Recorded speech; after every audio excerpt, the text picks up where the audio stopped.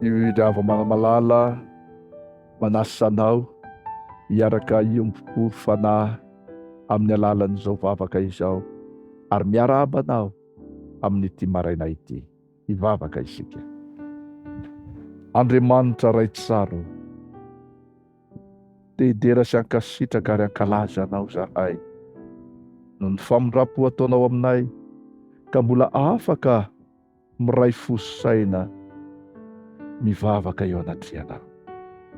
Mamindra fo aminay Tompo ary mamelany tsy famindrianay rehetra.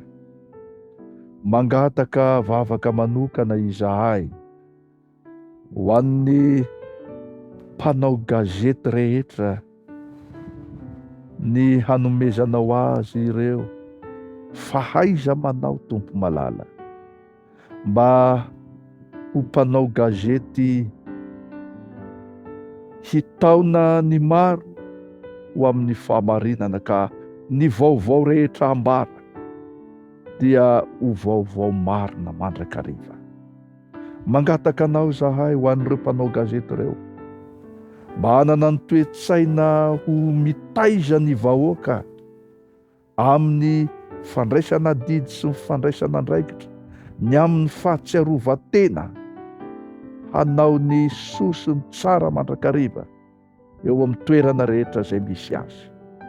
Koa tafio hery ary izy ireo, tafio fahasalamana, azo avelanao ho diso anjara fitahiana, ary indrindra ianao Tompo malalo hiasy hiaro ary hitari-dalana azy ireo amin'ny fakapana rehetra, mba hahita fifaliana eo amin'izany asa fanabeazana ary asa masina izany.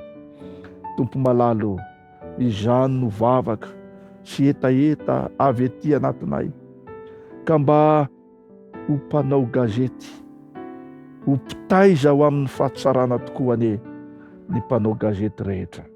Amin'ny anaratsoanao Kristy no hanononana ny vavaka, misaotra raha io. Amen.